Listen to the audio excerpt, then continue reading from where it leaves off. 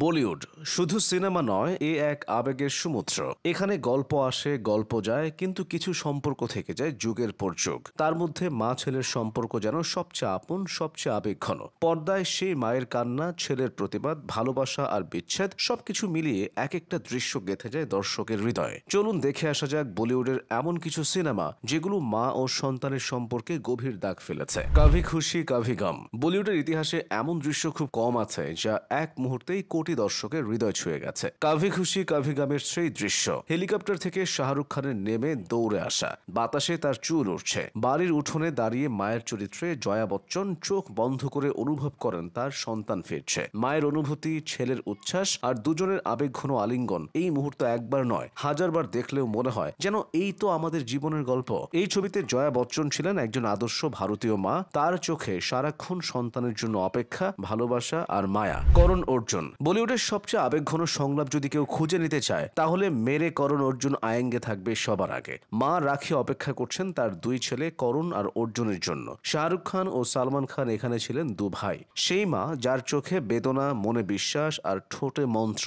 একদিন তার ছেলেরা ফিরে আসবেই। এই দৃশ্য দেখলে আজও গা শিউরে ওঠে। রাখির মুখে সেই সংলাপ, চোখের জল আর দুই ভাইয়ের ফিরে আসার দৃশ্য যেন এক মহাকাব্যের মতো। বাস্তব জীবনে যে মায়েরা সন্তান হারিয়েছেন তাদের হৃদয়ে এ সিনেমা রেখে গেছে গভীর ছাপ। কোই মিল গায়া। ঋতিক রোশন যখন কোই মিল গায়া ছবিতে আসলেন, তখন বলিউড এক নতুন অভিজ্ঞতার স্বাদ পেল। আর এই ছবির অন্যতম শক্তি ছিলেন রেখা। ঋতিকের চরিত্রটি ছিল বিশেষ চাহিদা সম্পন্ন এক ছেলের, আর রেখা সেই মা যিনি দুনিয়ার সব বাধা অতিক্রম করে নিজের সন্তানকে আগলে রাখেন। পর্দায় এই মা ছেলের সম্পর্ক ছিল অসম্ভব সুন্দর। রেখার চোখের আদর, মুখের হাসি আর সন্তানের জন্য জীবন উৎসর্গ করার মানসিকতা দেখে দর্শকরা কেঁদেছেন।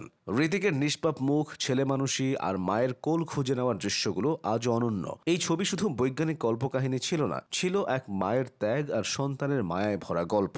Mother India. বলিউডের ইতিহাসে সবচেয়ে বিখ্যাত মা ছেলের সম্পর্ক মাদার ইন্ডিয়া ছবির। এখানে নার্গিস ছিলেন সেই মা আর সুনীল দত্ত তার বিদ্রোহী ছেলে। এই ছবিতে ছিল ত্যাগ, বেদনা আর মায়ের অদম্য সাহস। পর্দায় এই মা ছেলের সম্পর্ক দেখলে মনে হয় এ কোনো সিনেমা নয়, আমাদের সমাজের প্রতিচ্ছবি। মা যখন সন্তানের অপরাধ ক্ষমা করতে পারে না, তখন নিজের হাতে বন্দুক তুলে নেয়। নার্গিসের সেই কান্না, সুনীল দত্তের বিদ্রোহ আর শেষ দৃশ্য যেখানে মা ছেলেকে করে, এই দৃশ্য একবার দেখলে তা মন থেকে মুছে ফেলা যায় না। এই ছবির পর থেকেই বলিউডে মায়ের চরিত্র হয়ে ওঠে আরো শক্তিশালী। নার্গিস শুধু একজন অভিনেত্রী ছিলেন না, তিনি হয়ে ওঠেন ভারতীয় নারীর প্রতীক। Two states.